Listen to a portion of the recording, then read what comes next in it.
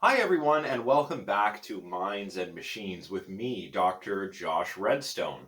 So I hope you all watched and digested the first video lecture. I hope you all went over your course outlines and you all have a pretty good idea of what we're going to be doing in this class. Today's lecture, which is entitled What is the Mind, is meant to give us some kind of orientation beyond just, administrative stuff and workload and learning objectives and that kind of thing.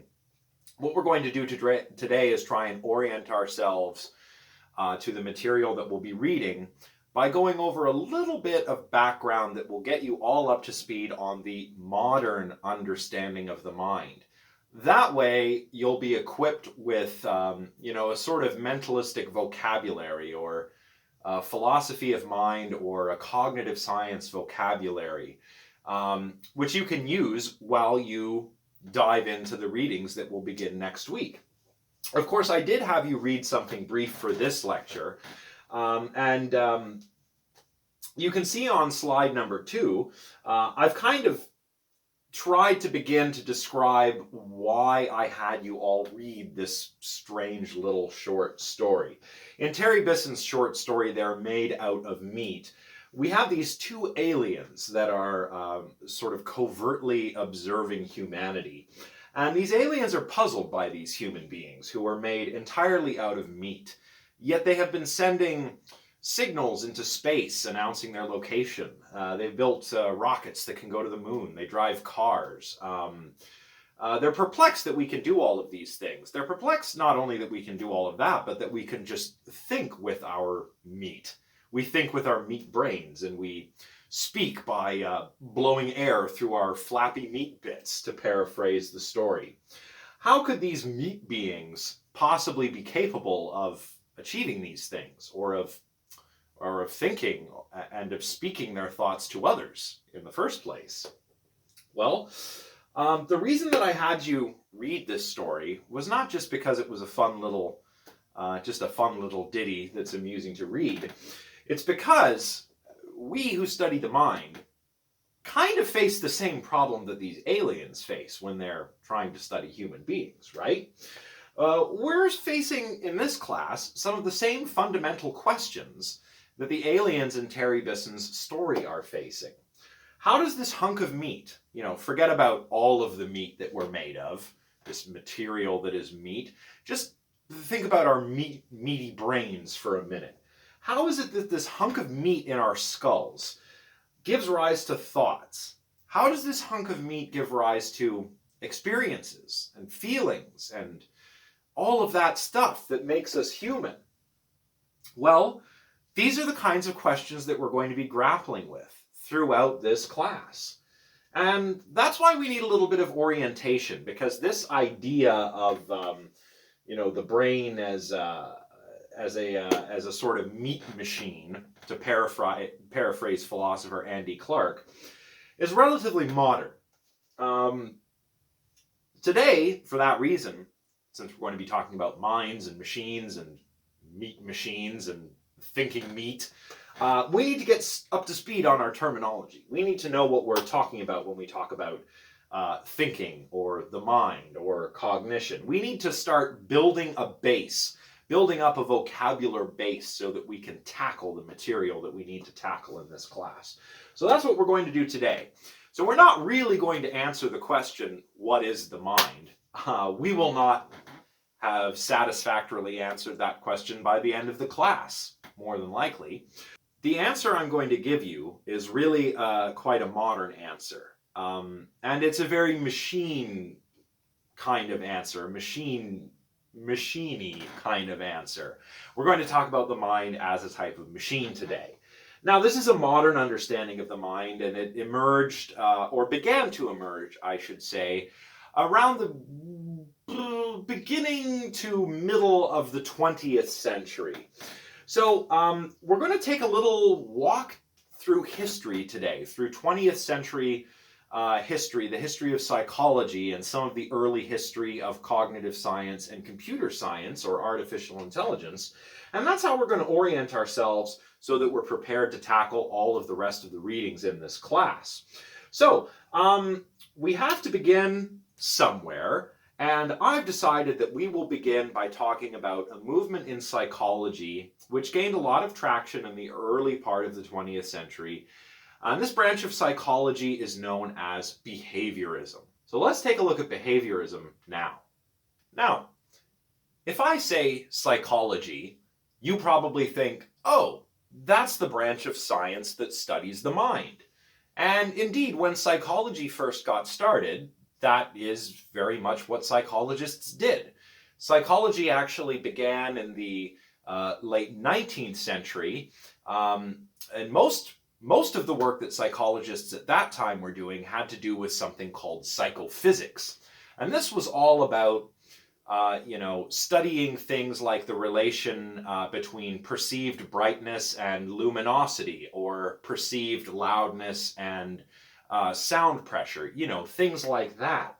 But before long, psychology became dominated by a movement called behaviorism. It was started by a psychologist named Watson and championed by another very famous psychologist named B.F. Skinner in the early 20th century. And according to the behaviorist school of psychology, psychology is the science of behavior, not the science of the mind. It's the science of behavior. Why? Well, because psychologists, at least behaviorist psychologists, thought we can't actually study the mind. If psychology is to be a proper science, psychologists have to study things that are observable. The mind is not something that's directly observable. So the behaviorists said, we can't study the mind. All we can do is study observable behavior, hence the term behaviorism. So B.F. Skinner was the champion of this view, and he argued that psychologists should only concern themselves with why particular stimuli are linked with particular behavioral responses. Forget about what's going on in here. Focus on things like the bell ringing that causes the dog to salivate, to use the example of Pavlov's dogs, right? So behaviorism treated the mind very much like a black box, what we call in the science is a black box. A black box is, a box that we can't see inside of. It's a mystery box. The mind was like that, according to behaviorists. We can look inside it, but we're not going to see anything. It's all dark in there. We can't observe what's in the black box. So we need to focus on stimulus and behavior. So that's what behaviorist psychology was all about, was actually looking for non-psychological mechanisms that linked certain stimuli to certain behaviors. These non-psychological mechanisms that behaviorists wanted to identify were thought to be the product of conditioning.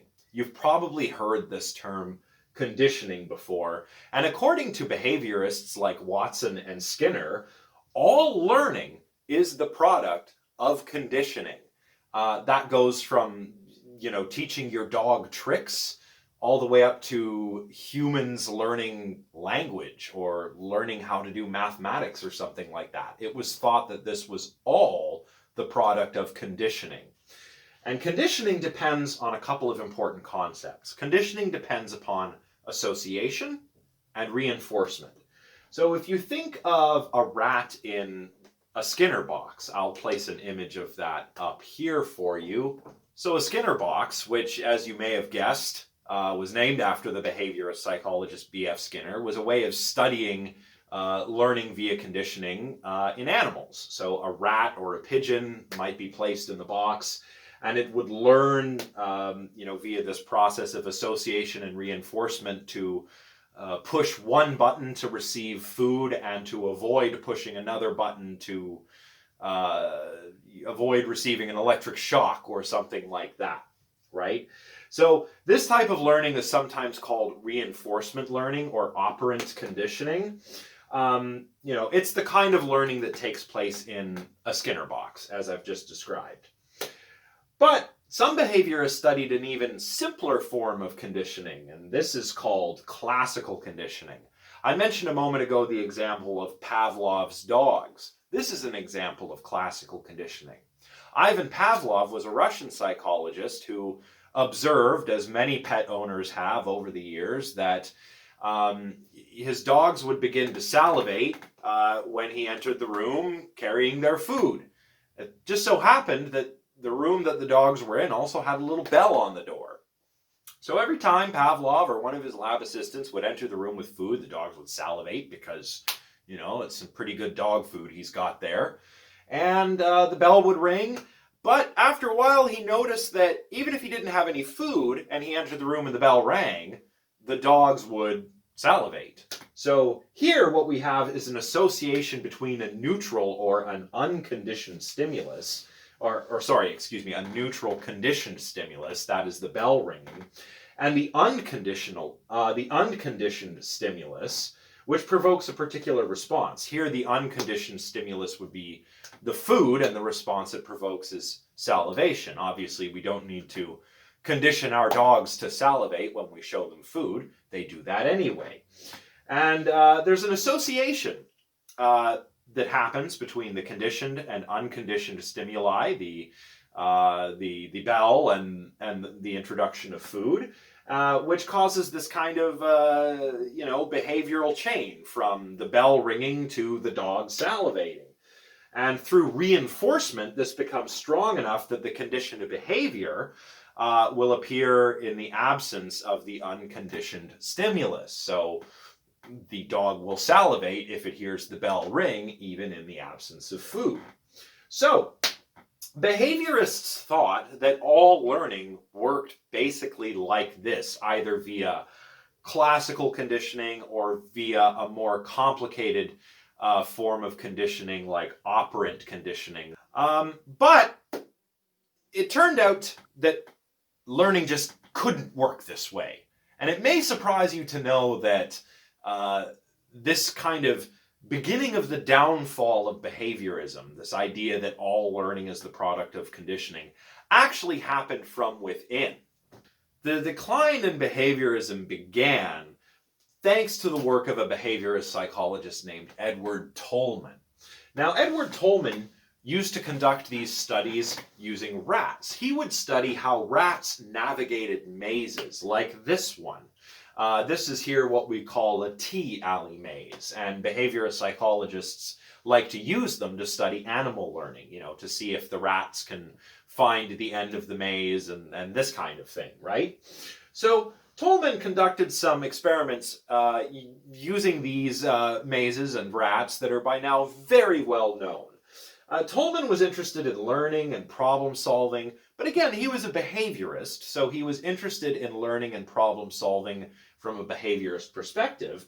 And what he did in one of his experiments, the one that turned out to be very, very important when it came to the future of behaviorism, involved training 3 different groups of rats to run a maze, like this one.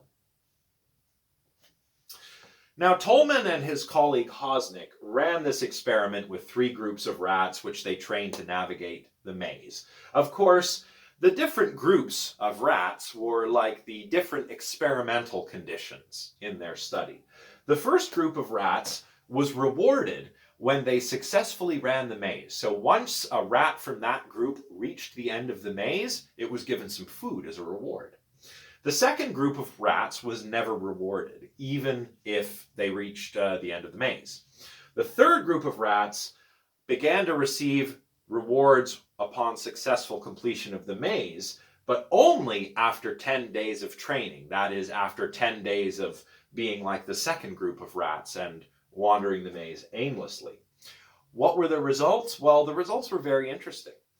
The first group of rats, the group that received a reward after each rat in the group, managed to navigate the maze successfully, seemed to learn the quickest. And this is what you would expect if you were a behaviorist, right?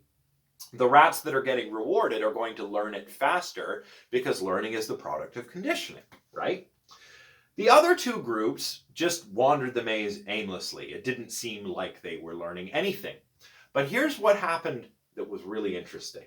The third group of rats the one that began receiving rewards after wandering the maze, after 10 days of just spending a little time wandering the maze each day, it turned out that that group of rats had learned the layout of the maze in less time than the first group had. And that's very interesting. Why is that interesting? Well, they could only have learned to do this faster than the first group, nonetheless, if there was some kind of learning without reinforcement going on. In other words, the rats in groups 3, who for the first 10 days seemed to just be aimlessly wandering the maze, were actually learning the layout of the maze, and they were doing it without reinforcement, and that spelled trouble for behaviorism. Basically, this learning without reinforcement, or what Tolman called latent learning, allowed the rats to navigate the maze quicker than the first group once the rats learned that they would get a reward just for reaching the end of the maze, while the other rats had to learn the maze and then they would learn that they would get a reward. So, this is something that behaviorism really couldn't have explained, because behaviorism treats the mind as a black box. We can't study unobservable mental states. And yet here, we have to posit some kind of mental states to the rats to explain how they're able to learn to navigate the maze without reinforcement. So this is called latent learning, a kind of learning that behaviorism really cannot explain. And that spelled trouble, because it seemed that these rats in Tolman and Hosnick's experiment were able to store information about the spatial layout of the maze without reinforcement. So what kind of information is being stored? Well, Tolman and his students would go on to investigate different possibilities in future experiments. They investigated things like place learning. That is, are the rats storing information in their minds about the spatial properties of the maze? Or is it more like what we would call response learning? Response learning would be the rats storing information about the sequences of movements they have to make, right versus left versus right versus left and left again, and so on and so forth. Well, subsequent experiments by Tolman and his colleagues showed that it's much easier for animals like rats to code spatial information in terms of places rather than in terms of sequences of movements. What this means is that the rats in his original experiment and the rats in subsequent experiments must have been representing the layout of the maze in their minds. And Tolman called this kind of representation of the spatial layout of the maze a cognitive map, a mental map, an imaginary sort of picture, if you like, of the spatial layout of the maze. And that's important, because these cognitive maps that Tolman thought the rats were using are a kind of mental representation. Now, mental representation is a term that you're going to hear a lot in this class. What is a mental representation? A mental representation is mentally stored information about, well, anything really. In the rat's case, it was mentally stored information about the environment. If I close my eyes and imagine the layout of my apartment, that's a mental representation as well. Indeed, everything that's going on in my head right now, at least if we're talking about the mind and not the brain, is subserved by some kind of mental representation, if this view is correct. So this spelled the downfall for behaviorism, at least the beginnings of the downfall for behaviorism. Behaviorists thought that mental states were unobservable and couldn't be studied. But Tolman showed, along with his colleagues, that we can study them. And they also showed that it's very important to try to study mental states, even if they're unobservable, because there are certain things we can't explain when it comes to animal learning and when it comes to human learning. Things we can't explain via linked chains of responses that are put in place via conditioning. Think about learning a language, for example. That probably can't be done with straight up conditioning. And indeed, the other main nail in the coffin for behaviorism actually came from the famous linguist Noam Chomsky, who argued very effectively against B.F. Skinner's position by positing that there is just not enough time for human infants to learn language as fast as they learn language via conditioning. There must be some kind of innate, that is, in place from birth, some kind of innate language acquisition device. That's what Chomsky posited, and Chomsky's work, along with the work of behaviorists like Tolman, pretty much would spell the end of behaviorist psychology.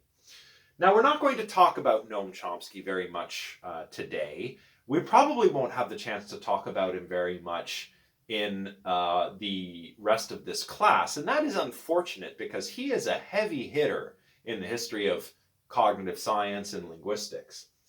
But so far, we've learned that, at least in the early part of the 20th century, psychology, the science that's supposed to be studying the mind, thought that we couldn't study the mind because the mind and its contents are unobservable. So instead, we ought to study behavior. But even other behaviorist psychologists realized that there were things we couldn't explain exclusively via conditioning and association and reinforcement and this kind of thing. We've also learned so far of the importance of the idea of a mental representation. That is, internally stored or mentally stored information. We're going to come back to the idea of a mental representation in a bit. This is all I wanted to talk about when it comes to behaviorism for now. I think what we'll do now is move on to a little bit of background on computers and computation. So let's take a look now. Well, I know later in the class we have an entire 2 lectures devoted exclusively to the work of Alan Turing. But some of his ideas are worth a mention now before we go any further. So let's give you some background on Alan Turing's work and what he did for this notion of computation, which of course our modern world depends on with all of our computers and smart devices and whatnot. So, nowadays we have very small, very sophisticated computers, but back in Turing's day, computers were quite large, as you may have guessed. I'll place an image up here of the kind of computer that Alan Turing would have worked with back in the day. So why is Alan Turing's work so important? Well, around the same time that Tolman and Hosnick and those behaviorist scientists were uncovering problems with behaviorism from within, Alan Turing was laying the foundations for what would go on to become computer science and artificial intelligence. Now, of course, today computers are ubiquitous. You are undoubtedly watching this lecture thanks to a computer, and you're watching it on some kind of computer. Maybe you're watching it on your desktop, your laptop, your smartphone. You could be streaming it on, a DVR or a PlayStation or an Xbox, whatever. These are all computers, and they are all ubiquitous today. But back in the day, this is the kind of computer that Alan Turing would have been working with. This is an early digital computer. This, I believe, is the American version of the British bomb computer, which was a computer that was used for code breaking in the Second World War. Now, Alan Turing is well known for his work as part of Project Ultra. What was Project Ultra? Well, during the Second World War, the British ran Project Ultra. It was a cryptography, code-breaking, information-gathering kind of operation. Winston Churchill, the Prime Minister, designated all of the information that was uncovered via this decryption work that Turing and others were doing as ultra-secret information. And all of this was going on at a place called Bletchley Park in England. So this work was called Project Ultra, and Turing is well known for that, as well as for something called the Turing test, which I mentioned in our first lecture, as well as for something called the Turing Machine, which we'll talk about today. Now, Turing is important not just because his work may have actually helped to shorten the Second World War by a number of years and save a number of lives, Turing's work is important here because he helped build computers that could help break the what was called the Enigma code. The Enigma code, there wasn't really one Enigma code, but the Third Reich would use these Enigma machines to encrypt and decrypt information. And these machines were so complicated that the chances of cracking the code without computers were not good. So Turing, using an old Enigma machine and some designs that he had available to him, was able to design a computer that could break the codes much faster. Before he did all that, though, he did something very, very important. He helped to formalize the notion of computation. You know, we talk about computers all the time, but what is it that computers do? Well, they compute. What is that? What is computation? Well, Turing's the guy who explains that for us. Computation, according to, cognitive scientists like Jose Bermudez, is what computers do. And actually, according to many cognitive scientists, it's also what minds do. That's why we've called this class Minds and Machines. So Turing helped to formalize the notion of computation, and he did this using what has come to be known as a Turing machine. So let's talk about Turing machines briefly. So Turing came up with this idea of the Turing machine to help address a problem called the halting problem, or the decision problem, which was a problem in mathematics at the time. The halting problem is basically this.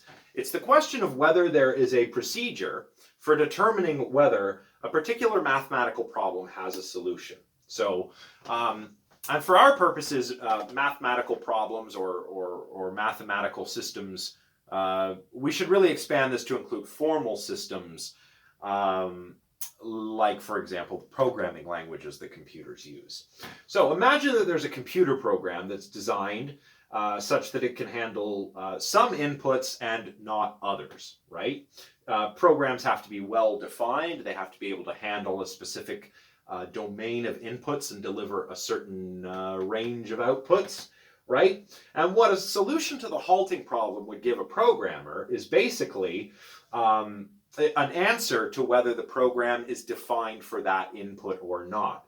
It would tell you, in a simple, quick way, whether your computer program would deliver a result or whether it would just keep on looping indefinitely because it's not designed to handle the inputs that you're feeding into your program, right? So, to tackle this problem, to identify whether there was a solution to the halting problem or not, Turing had to make the notion of the mechanical procedures that these computers were meant to perform a little bit more precise. And he did this with the notion of an algorithm. What is an algorithm? An algorithm is an unambiguous set of rules, a sort of step-by-step set of instructions, which can be applied to an object or a set of objects in a definite and circumscribed way. So it's kind of like a set of rules that tells you what to do. It's a very old idea. The idea of the algorithm goes all the way back to the Islamic Golden Age and is credited to an old Islamic scholar called Al-Khwarizmi. That's where we get the name algorithm from. Now, this was an old idea, and Turing borrowed it and applied it to this new field that was emerging called computer science. To tackle this halting problem, using this notion of a step-by-step set of instructions, Turing conceived of an imaginary machine. This is the Turing machine. Now, it's important to note that this machine is imaginary or theoretical. Turing never actually built one. But if we were to make one, it would look something like this.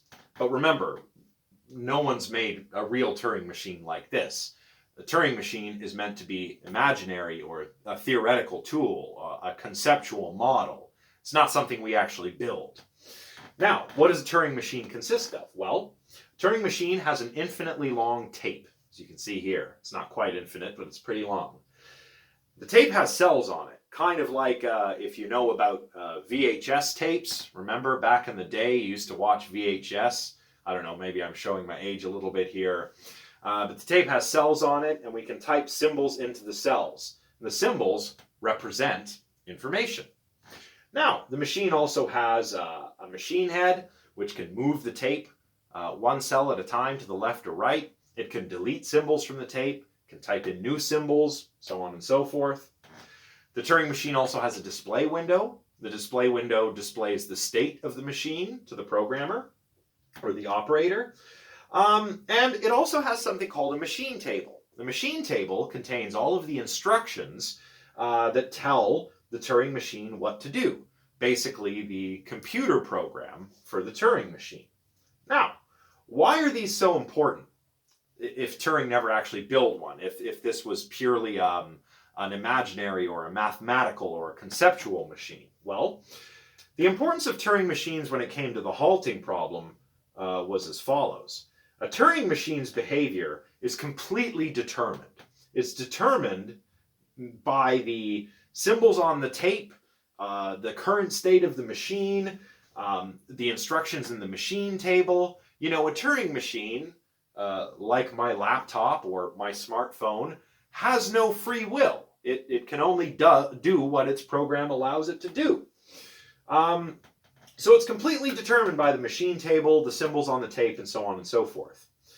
Now, Turing machines gave Alan Turing the mechanistic account of algorithmic information processing that he needed to address the halting problem.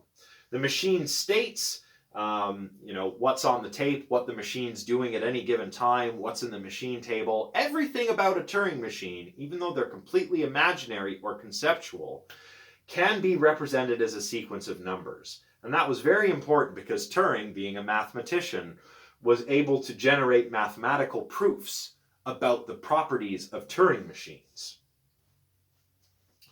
Some of the important things that Turing proved were that there exists something very special, something called a universal Turing machine. A universal Turing machine is a Turing machine that can run any specialized Turing machine. So we can have Turing machines for arithmetic, for example. These would be basically like calculators. We could have a Turing machine for playing chess. That's all it does. It just plays chess. The calculating Turing machine only does arithmetic. But if we have a universal Turing machine, we can run those Turing machines on our universal Turing machine, no problem. And that's very important. In fact, the universal Turing machine is the theoretical precursor of the modern digital computer. Very important.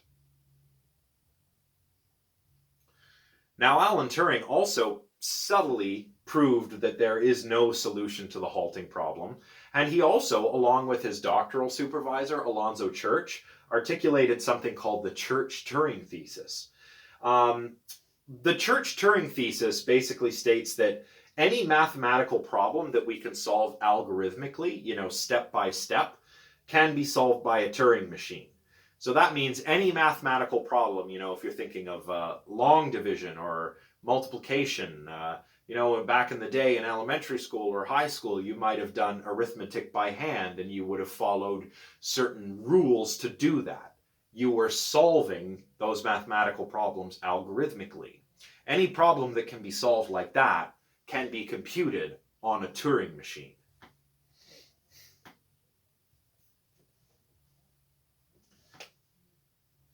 As we'll see throughout the rest of the class, and especially when we return to talk about the work of Alan Turing, what Turing basically did here with his work on the halting problem and with Turing machines was help to provide a basis for understanding thinking, or what we call in philosophy of mind and cognitive science as cognition or reasoning.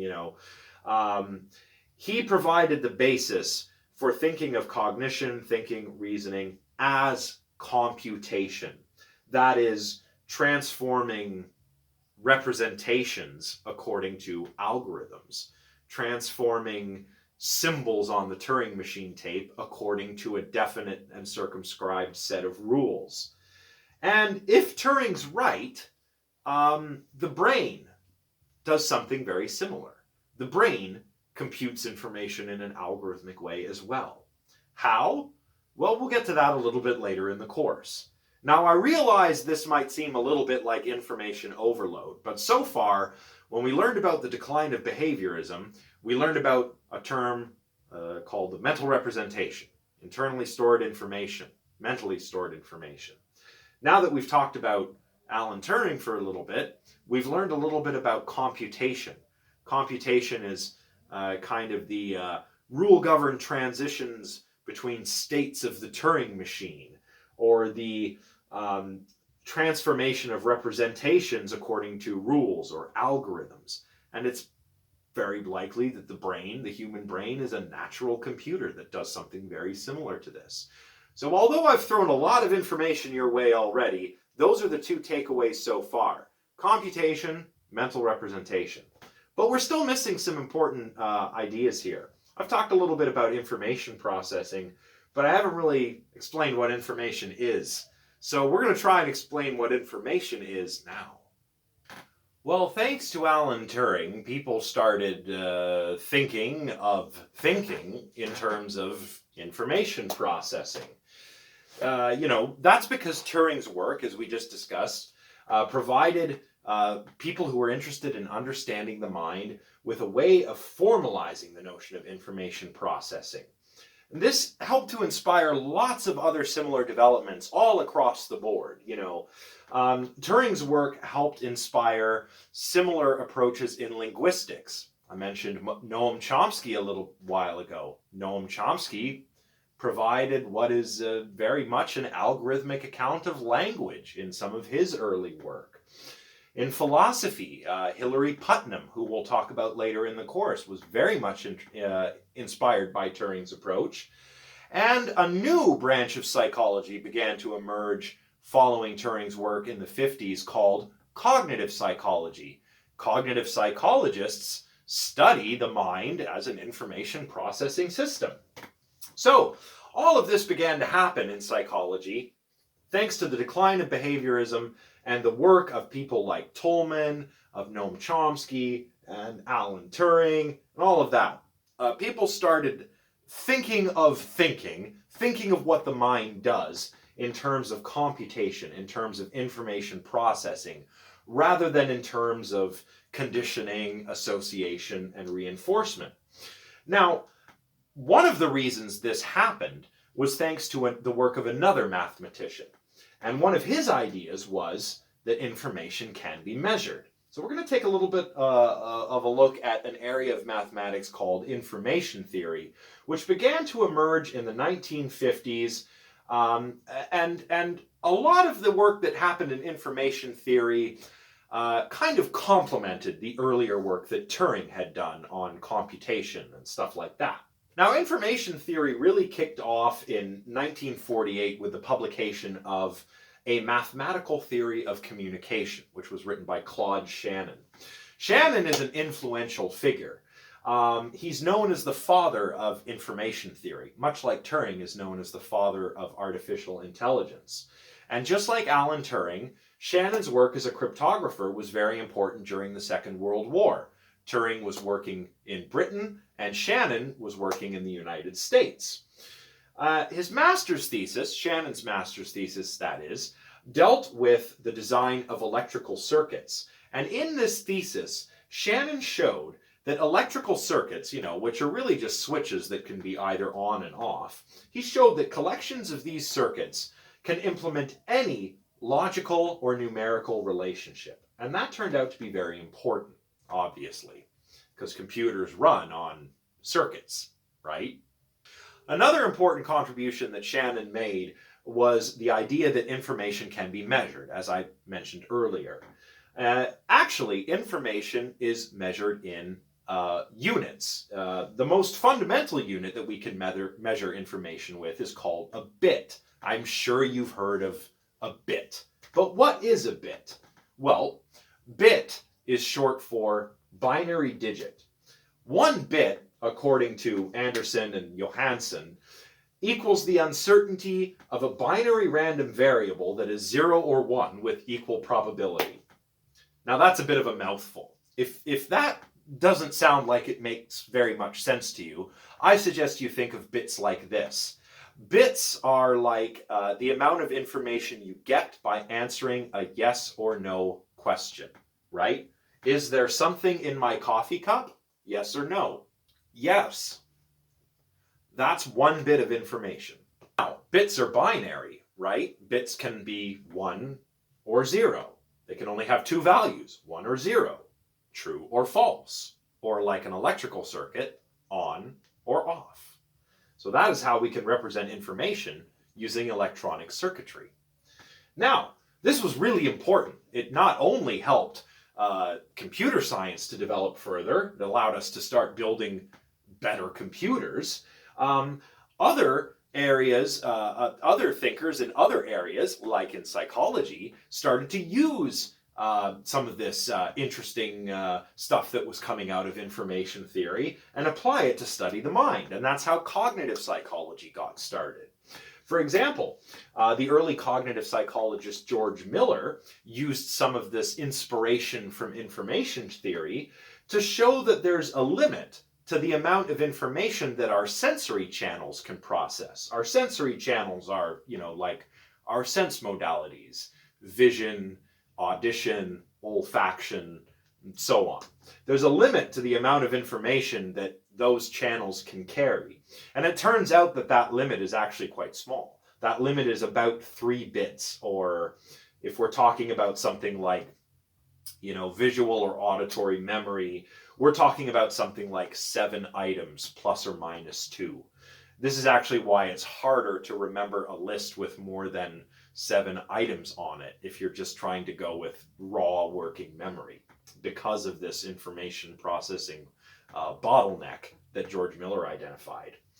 Other cognitive psychologists like Donald Broadbent would use information theory, would take inspiration from the work of Shannon and Turing to build information processing models of how our perceptual systems work.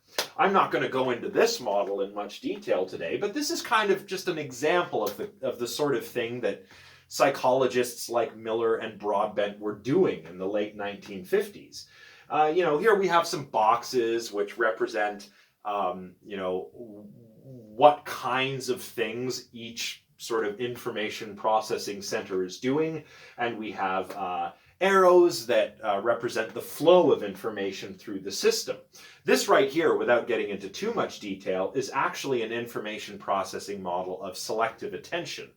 It explains how you can, zero in on one stimulus within a noisy environment. You can zoom in and kind of hone in on a conversation at a noisy party, or you can listen to the lecture even though students in front of you might be talking.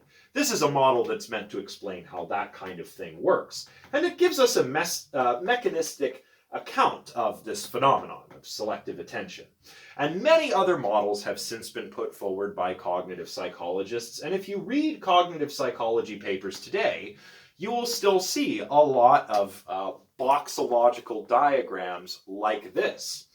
And I say boxological because, remember, the behaviorists wanted to treat the mind as a black box. If behaviorists had their way, all of these boxes would be dark inside, and we'd have no idea what was going on, and we'd have no way of explaining things like selective attention without appealing to association and reinforcement and classical conditioning and operant conditioning and these kinds of things. But thanks to the work of Turing, Chomsky, Shannon, and figures like that, psychologists like George Miller and Donald Broadbent were able to actually give accounts of things that were going on in the mind, which was thought to be completely unobservable by the behaviorists. Very important development there. Right. Now, I know I've thrown a lot of information at you today. I've thrown information about behaviorism, about conditioning, about Turing machines and computation. I've even given you some information about information. And I apologize if there's a little bit of information overload going on. But we can't wrap it up today without talking about something that's really, really cool. And that is, of course, the idea of artificial intelligence. Alan Turing is considered the father of artificial intelligence. But what is artificial intelligence? I kind of explained how Turing made his contributions to the early, to early AI and what those contributions are. But I haven't really explained what artificial intelligence is in the first place, so I had better do that now. Artificial intelligence is usually thought of as, using artificial cognitive systems, like digital computers, that run specialized programs to solve problems, to solve the kinds of problems that humans solve all the time, right? Now, sometimes you'll hear AI being discussed in different ways. You might hear about strong AI versus weak AI, for example. Strong AI would be like human level general problem solving. Strong AI would be able to operate successfully in many different domains. A strong AI could play chess, figure out how to get to work, write a grocery list and go grocery shopping, write a poem. A strong AI should be able to do the kinds of things that human beings do all the time. It shouldn't need to rely on a human being to do what it does. It should be autonomous, truly intelligent in the sense that it's a capable problem solver that thinks for itself.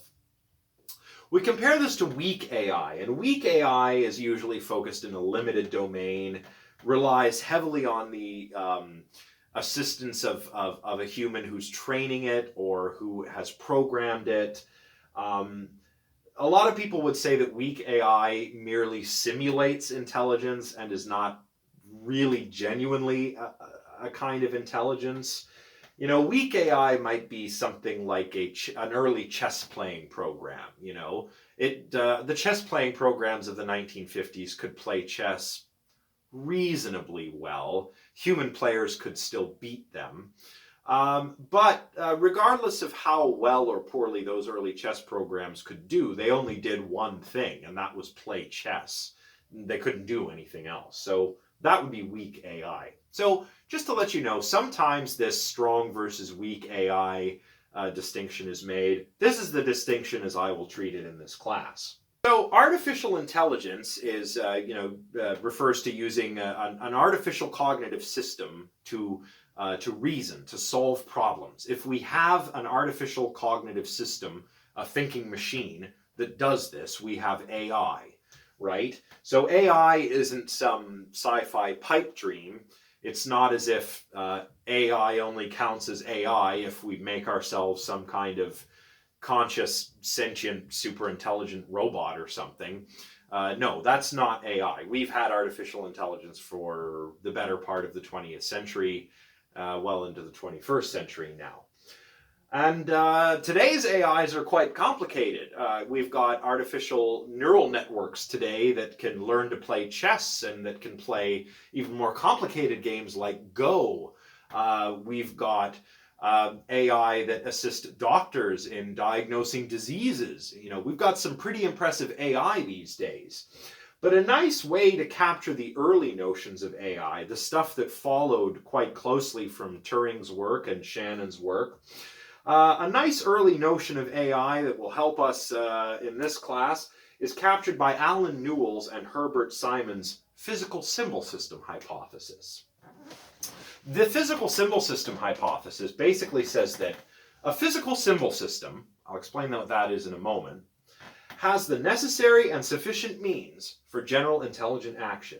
And this is a very strong claim. If you're not too familiar with philosophy, you might not realize how strong this claim is. But it's pretty strong. What do I mean? Well, to explain it, I need to explain necessity and sufficiency to you. When philosophers talk about necessity, they mean that something is necessary for something else, where that something else cannot be true unless the other thing is true. That's a terribly obscure way of putting it. Let's try again. So necessity, for example, A is necessary for B, where B cannot be true unless A is true. For example, being a fruit is a necessary condition for being an apple. If you're not a fruit, you cannot be an apple. Likewise, Being a vegetable is a necessary condition for being broccoli. If you are not a vegetable, there is no way you can be broccoli. So that's necessity and sufficiency. Or, sorry, just necessity. Sufficiency, I'll explain that next. Now, when philosophers talk about sufficiency, they mean something like this. They mean, say, X is sufficient for Y, when knowing X to be true is adequate grounds to conclude that Y is true. So, for example, I know that Elizabeth II is the Queen of England. Knowing that she is the Queen of England is sufficient grounds for me to conclude that she is female. So that's sufficiency for you. The necessity and sufficiency claims of the physical symbol system hypothesis really boil down to the following. The necessity claim says that nothing is capable of intelligent action. Nothing can be intelligent. Nothing can be said to think unless it is a physical symbol system. Very strong claim. The sufficiency claim says that there is no obstacle, in principle, to building an intelligent system, whether it's a computer or a robot or some kind of artificial brain or something like that, so long as it's a physical symbol system. Well, okay, now we appreciate how strong this claim is, but what on earth is a physical symbol system anyway? Well, physical symbol systems have 4 important characteristics. They use symbols, and these symbols are physical patterns. These symbols might be, I don't know, symbols on a Turing Machine's tape. They might be patterns of switches and circuits that are on or off. They could be neuronal firing patterns in the human brain. The basic idea is that these symbols are just physical patterns. They're arbitrary. They can be whatever we want them to be, but those are our symbols, physical patterns. And these symbols can also be combined to form complex symbol structures. If you think of your symbols as letters of the alphabet, then complex symbol structures, or expressions as they're sometimes called, would be like words, right? Another important characteristic that physical symbol systems have are processes for manipulating these symbol structures. In other words, rules, algorithms. And the 4th important characteristic they have is that there are processes within these systems for generating and transforming symbol structures, the stuff I mentioned in the previous characteristic. And these processes and structures can themselves be represented by symbols and symbol structures within the system. So, symbols are physical patterns, and these symbols represent information. They might be zeros and ones on the tape of a Turing machine. They might be electronic circuits, anything. It doesn't matter.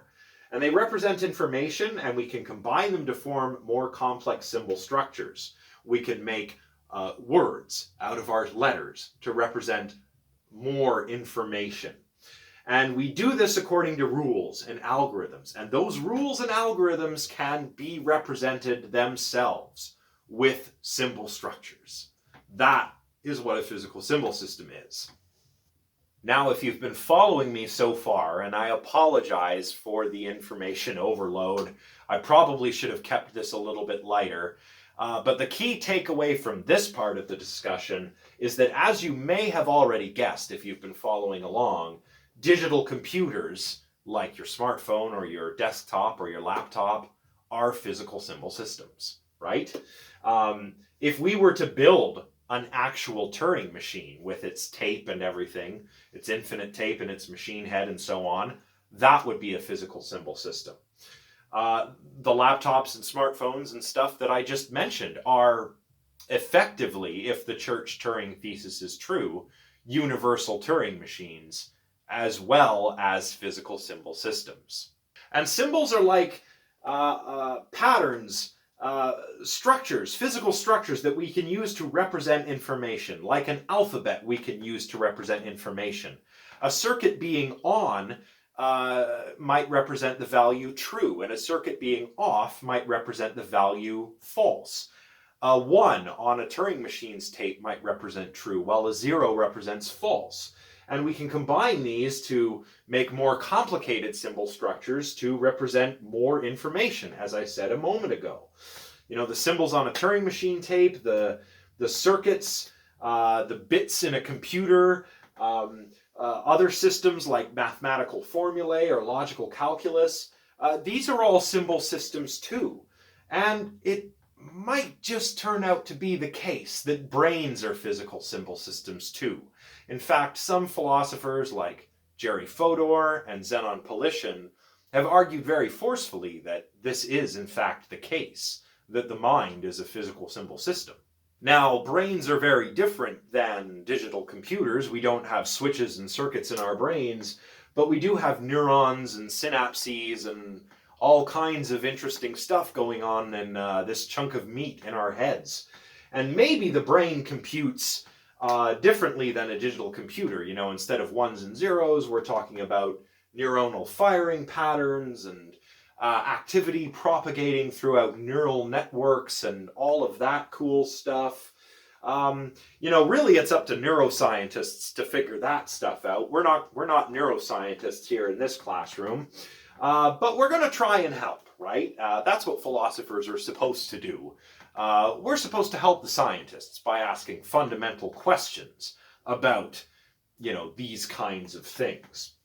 I guess now we've kind of come full circle, you know. I haven't given a comprehensive or a complete overview of the modern understanding of the mind by any means. But I have tried to give you the bare necessities, some helpful information that will help you digest the rest of the material that we're going to read. So just to recap, you know, we've talked about mental representations. Those are stored, mentally stored information about the environment or about, well, whatever, really. We've talked about computation as the rule-governed transformation of symbols and symbol structures. We can talk about this in terms of Turing machines, or we can talk about it in terms of physical symbol systems. It works either way. We've talked about what information is, and we've learned that, you know, according to the early pioneers of AI like Turing and Newell and Simon, that general intelligent action is only possible, so they claim, if you're a physical symbol system. And since humans display general intelligent action, that is, we're able to solve a wide range of problems, often creatively and very quickly, well, the reasoning goes, we must also be symbol systems. So maybe our brains are some kind of physical symbol system, some kind of natural computer. So now we've kind of come full circle back to our original question, back to the question facing the aliens in They're Made of Meat by Terry Bisson. How do brains, you know, how does the meat in our skull do any thinking at all? Well, as I mentioned at the beginning of this lecture, maybe it's as Andy Clark, a philosopher of mind, suggests. Maybe brains are like meat machines. Maybe the brain is a naturally evolved computer made of meat. I know that might sound a little weird, but I can promise you it is not the weirdest thing that you will learn about in this class. So that's kind of like the modern picture of the mind for you. We in the 20th century who study the mind understand it like this. The mind is what the brain does. The brain is like a meat machine, a natural computer, and the mind is just what it does. You can maybe draw a software-hardware analogy there if you want to, like you could with a digital computer. But I would suggest not doing that, because that can lead you astray in your studies on the mind. So we, in the 20th and 21st centuries, we think of the mind as a thinking machine, a natural thinking machine. There's nothing magical about it, but we certainly don't understand all there is to understand about it yet. But as we'll see, as we proceed throughout this class, it wasn't always this way.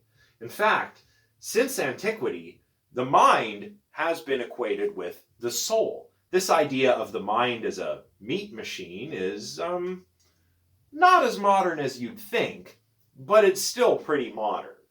If we go back to antiquity, back in the day to the Greek rationalists, for example, all the way back in 300 BC, we find that the mind is equated with the soul, in particular, the rational soul. And the modern idea of the soul, which you'll be familiar with probably via the Judeo-Christian Islamic tradition, which treats the soul as this sort of essential you, right? It's the seed or spark that is you, created in the image and likeness of God. So Jews and Christians and Muslims believe. Is still very powerful, but actually draws quite a bit of inspiration from the Greek rationalist tradition as well. So we're going to look back to the Greek rationalists, and we're going to look back at Plato and Aristotle, and we're going to try to, get our fingers into this early notion of the rational soul next time.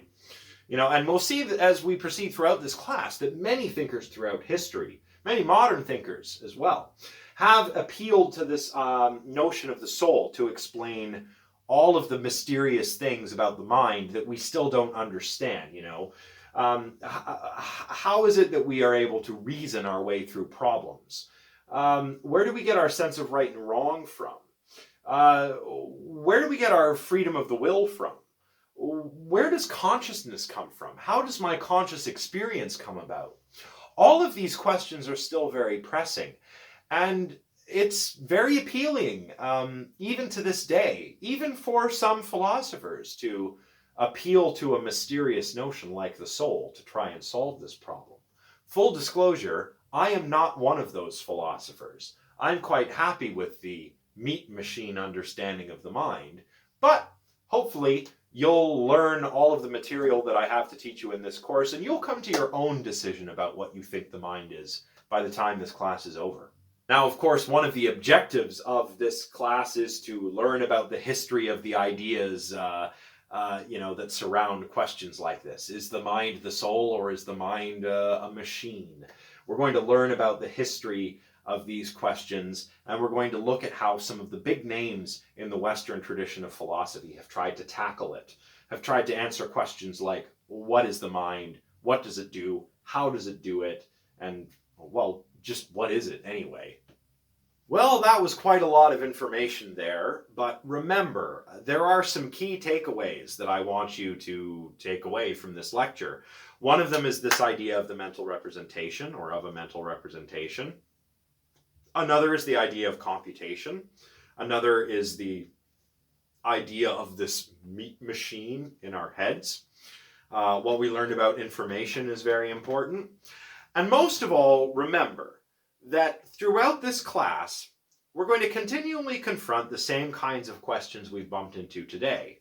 The same kind of questions that the aliens in Terry Bisson's story asked of the humans who were made of meat in the short story that you read. Next time, we're going to go back in time, all the way back to Plato. We're going to read a Platonic dialogue called the Meno. Plato was a Greek philosopher who wrote dialogues. Dialogues are kind of like conversations. And Plato's dialogues feature the character Socrates, usually conversing with another Greek figure, sometimes a student, sometimes a rival philosopher or politician. Could be anybody, really. Now, the Meno is something that you should read before our next class. It's not that long. You can access it on CU Learn. It's on the MIT Internet Classics Archive page, so you can access it for free. And you might start reading it and think, why on earth am I reading this? This is even weirder than the short story about aliens talking about humans thinking with their meat and so forth. That's because the Meno ostensibly is about virtue. In this question, Plato, through Socrates, explores what virtue is. But it also deals with questions concerning the soul, concerning reason, concerning knowledge and the difference between knowledge and mere belief. And because these are all things that have something to do with the mind, we will start getting acquainted with the ancient conception of the soul by reading the Meno and focusing on the parts that deal with questions that are relevant to this class. So do read the whole thing. It's not that long. And in our next lecture, I will kind of draw your attention to and explain the important parts that have to do with the mind and the soul and knowledge and belief and learning and all of that cool stuff. All right? So that's all for today. For the umpteenth time, I know I've said a lot of things about a wide range of material here. So if you have any questions, don't be shy. Remember, I can be reached many different ways, by email, Discord, YouTube comment section. Lots of different ways to get a hold of me. And if you're not sure about anything I've said today, please reach out and ask me about it, and I'll make sure that I get you all up to speed so that you understand everything you need to know about the mind in order for us to proceed to our next lecture, which will be about the soul. All right, so that's it, everybody. Thanks very much for tuning in, and I will see you all next time. Bye for now.